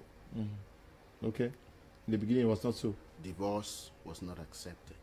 God made them to live forever. That's why you heard Adam can live for 959 years, and then with the wife, they will still be there, and all those people live for many, many years. But with the advent of maybe changes, technology and all the like, so many things came into play. It came to a time where Moses was even attacked for not allowing them to divorce. And Moses said, okay, in order to make this thing easy, take this particular document and give to the woman you want to divorce to say that you have done that. Now, Jesus also put it very clear. He did not cancel that there should be no divorce. Jesus never said that. Jesus said that in the beginning, divorce was not accepted. But there are certain parameters. Yes. There are certain parameters that people will look at and will say, no, there should be a divorce. So when God has put something together, let no man put asunder. So you should be asking yourself, when it means no man, what does it mean, no man put asunder? It means that external influence should not come towards it, to devour it. But if it comes to a point where both of you realize that this thing is not making a headway, you people can sit down and decide. But like Apostle AMBE still clearly put it the other time, as he said it, he said, when you divorce, you're not going to get married again. So that's why the disciples say, if that is the case, then this thing is very hard. This thing is very difficult. He said, because you are permitted to divorce, but you should not get married again. That's what the Bible clearly says in Matthew chapter 19. It goes down. So we are clearly saying that you must understand concepts. The concept of divorce is, if you must divorce, then you should have made up your mind to remain like that for the rest of your life. But we also say that divorce should not come up except in extreme cases, like, you know, the risks of the life of the other partner, where there's always this beating and this fighting and other lies, and maybe marital unfaithfulness that cannot be controlled or cannot manage. In that kind of a case, people can say, okay, well, we have seen that this thing cannot go, let us just separate this whole thing. So God, when they say nobody should put us in that, it means people should not interfere into it. Okay. Yes. Good evening, men of God. Good evening to you. Thank you for this program. It's very enriching and I'm learning a lot. God strengthen you. B is writing from Moliko. Thank you very much, B. Good evening, Mr. Liu. Marry is marry. It's all about understanding. Yongi is writing from Kumba. Now, say what God has put together, nobody should put us on that. There's no external. Even if the person is, they're killing some other person, you just watch, because some people think that it's also used by some people, by some partners, to imprison the other. To imprison the other, yes. The first question I should be asking is, how do you know it is God who put it together? Because they are demonically orchestrated marriages. You cannot be manipulated by a marine power and then you get married to a demon in the house. Then you say, what God has joined together. Does that mean that every marriage is joined by God? We should be able to know if a marriage is joined by God, and what are the ways to know if it is God who brought these two parties together. From there, we can be able to know if we can put it together or put it asunder. That's the first question. The second thing is this. There are certain characteristics in people that marriage is an earthly affair. It should not destroy an eternal assignment. There is a life after this life. In the book of Matthew 24, it says when they will rapture, then they will ask that, what about those who are married? In the resurrection, they will not be married. There will be no marriage in the resurrection. So marriage is purely an affair that ends on the day. So why will you allow a temporal something to destroy an eternal something? That is marriage jeopardizing your salvation. Marriage jeopardizing your eternity tomorrow. That marriage that will not make you fulfill your eternity is not worth staying in, because it's something that ends here. In the resurrection, they will neither be getting married or be given to marriage. Those are the things. So I'm talking from a biblical point of view. Now, number 3, I as a marriage counselor, a man came to me, a pastor. I gave this testimony one time here. The lady had learned boxing and didn't tell the man. This lady equally had HIV. They did not carry out any medical tests before they got married. The lady came to this man's house and was constantly beating this pastor every day. And the pastor would jump over the window and escape. Sometimes she would use bed knife. Late at night, the pastor would run. She was playing piano in the pastor's church. On Sunday in the morning, she would come and stand in front of the church and she's chasing Christians away. When she kept chasing Christians away, after the Christians have gone, she will now go to another church and play piano. Now they went and conducted HIV tests on this lady and it was positive. And the lady said the guy should go and do it. When the guy went and did the test, the lady said, I'm surprised you are not HIV positive. When the pastor came to me and narrated all this story, I called the lady and the pastor. I tried talking to them to reconcile. The lady, when they were going out of my office, I stood through my window and looked at both of them. The lady was making to the pastor like this. Yeah. I said to myself, this lady is conscious of this level of wickedness. So I called the pastor prophet and said to him, divorce this woman. And because we are too religious and our minds have been caged with a lot of doctrines that are going to, that we are willing to jeopardize and even end our lives for something that is going nowhere with us. The pastor told me that I'm a fake man of God. How can I encourage him to divorce? I said, look at what we are seeing right now. It's very delicate. He left. When he went, the case became very serious until he came back to me and said he has made up his mind to divorce. I said, you are also a fake pastor because now you have accepted to divorce. Why am I saying this? There are some physical characteristics, and like the pastor who killed wife in the USA. How could you have possibly stayed with a man that has been abusing you, emotional, physically, and otherwise, for all these years? You keep on staying there in the name of love. That's madness. You don't keep on jeopardizing your life. A girl came to me and I asked her that in between a man that cheats as an adulterer and a man that has anger, which one will you stay with? She said she prefers the man that has anger. I said an adulterer will not kill you. A man of anger will kill you. Because every man has a beast in him. Forget about this sanctifying, holistic, magnifying holiness here. All of us sit there here like this. I don't know if you want to accept it. There is a beast in every man. And every woman has the capacity to either bring out the beast or bring out the king in a man. And this is where we have to know how to, as women, the same also in that woman is a beast. And there is a queen in her.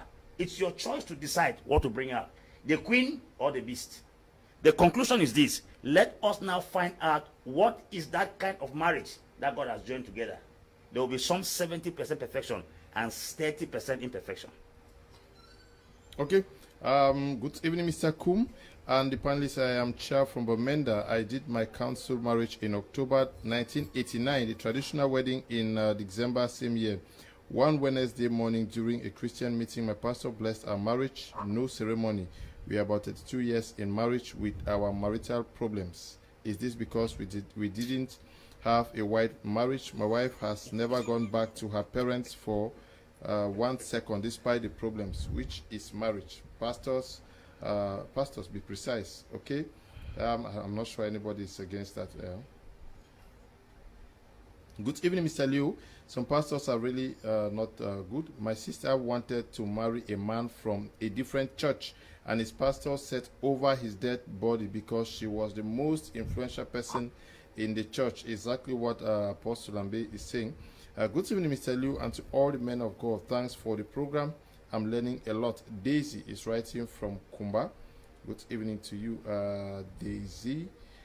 Good evening, sir. Please, can you ask the pastor what can change a man to live a perfect life? Nkwame is writing from Boya. I don't know, it's the Holy Spirit there. Good evening, Mr. Kum and men of God in the house, and thank you for the program. It is helping me and other people out there. Thank you. Mr. Liu, I want Apostle AMBE to tell us how to identify a marriage joined by God and the one joined by the devil. It's Elvis Brown, writing from Shell, New Bell. Good evening. Most men of God would give you their understanding, not actually what it is. Grace differs. Christ said all fingers are not the same, so is the grace upon the lives of the Christians. It is good to understand that most men of God are not willing to do more research in the field of marriage. Once the church would come to understand that research is better than just experience gotten from the different cases, we shall understand better. J. Lucas writing there. Good evening, Mr. Kum and all the panelists. Special greetings to Apostle. Okay, good evening, great men. I salute Pastor AMBE. He's the kind of leader we need in this generation. Okay, it's not politics, we are talking politics here. Hello, good evening to all in the panel. Someone sent you a message talking of traditional marriage, that a lady refused to drink in a traditional cup, but opted for a glass, sir. I want you people to elaborate on that, please. Mr. Quinty, writing from Limbe. You answered that, and then we're talking about what God has put together. Let no man put asunder. Most someone die in a marriage because they do not want this scripture to be used against them. Why should someone, first of all, enter marriage to go and die? Well, You are dying for who and for what? no, he cited a case of somebody was Yeah, killed. it was a boxer. Yes, no, we have seen it. I'm not saying it's impossible. I'm saying, why on earth? When we have already established here that marriage, the purpose of marriage is not to go and die. The purpose of marriage is somebody complementing you for greater productivity, to be able to complement you, to be able to carry out your purpose on earth. On earth. I think one of the major problems we have had in church is that the church has made marriage a sacrament. That means exalted it to look. They think anytime a priest or a pastor or a prophet is involved, it means it is joined by God. That is not true. This is where the problem is coming from. That means they assume that white wedding is that confirmation of God. Yes. And as long as we see it like that, people will never be able to take responsibility of their actions. Yes. Marriage it ends here. It means that you don't need to stay married to go to heaven, to fulfill destiny or whatever it is. In fact, there are times that you need to walk away from it to be able to carry out. There is no, my wife knows, any woman, that means, I always tell people, that means my wife knows that as it is like this, where I am going to, the place where I am going to cannot be stopped because of relationship. But we are together working towards something. The moment people keep thinking that it's some spiritual affair, it ends here. Marriage is a social affair that can be guided, inspired, helped by the Holy Spirit to carry out his purposes on earth. In fact, Jesus carried out his purpose without getting married. Paul did same. So many other examples. It means marriage is not a prerequisite to fulfill destiny. In fact, if it will stop you from producing as you ought, because the Bible says one shall chase 1,000. It means one is already chasing 1,000. 1,000 can be good enough. Two shall put 10,000 to fly. It means that if the two of you cannot do times 10, it's not even worth it. It's not even times 2. Two people should not do times 2. It should be at least from times 10. So that is what it is. So I believe. People want to take the 1,000 you can do. I'm telling you. So somebody, two. I always say this to when I'm counseling. Two must be better than one on earth, because in heaven, listen, there is no reward in heaven for called best marriage reward. They will not line us like this and say, come, you did good on earth, you and madam. No, every man will answer personally to God. It's a personal thing, and let's understand that this is a social affair that is coming together with a divine purpose to carry out, just like how other relationships are also divinely orchestrated, not only marriage. There are other relationships that are divinely orchestrated, not marriage. There are relationships you will have on earth that are divinely orchestrated, but it's not for marriage. Okay, yes. But are some people using this consciously to torment others? To torment others? Yes. Using that word, the Bible, that the Bible says, don't dare, because let me just say something concerning this last point that Apostle just gave, concerning there will be no reward in heaven for good marriage. Everything that concerns a believer's life has a reward. Okay. There are books, and there is a book of life, and there's a book of records of good things. I believe that if you live well in your marriage, you'll be rewarded. God will also, yes, God will assess you based on your character towards marriage. Okay. That's what they call about who is your neighbor. It's the day they talk about the good Samaritan that went this one. So if you will receive a reward for helping a man that fell on the road, then what about living well with your husband or with your wife? God is so conscious about their marriages in such a way that he will ask us, he will hold us accountable for sending our brother to hell or for sending our sister to hell, or that kind of a thing. Now, we also accept the fact that people have abused that thing, especially these religious churches. They don't want to know anything about marriage. All they use is that, I'm married to you. There's no way you can do to go out. If I give my daughter to marriage, and I see that it's not going well, I will tell you that go out. No, I will tell you to go out. There's just no two options. I will say go out. I will go through some processes. But will you not now go against the word of God that says? No, there is no word of God that says that. Word of God does not say that. That's why I'm telling you that Jesus himself did not say that. He said that, but for marital unfaithfulness. Marital unfaithfulness may mean many things. It may mean that you are treating the woman carelessly. You are not able to meet up her emotional satisfaction, but you want to satisfy, yes, you want to satisfy other people. Yes, vice versa. It can happen like that, because there are some women that can torment their husbands, and there are some men that can torment their wives. So some men use that, especially in Pentecostal churches. They use that. They don't want to know anything. A man will not even learn how to satisfy the wife. A man will not learn how to even make the wife happy. He say, after all, there's nothing you can do about it. Women also have that power. They use their mouth anyhow and talk and talk. They know that way you want to talk, they will not say preach. If you try that in church, will handle you.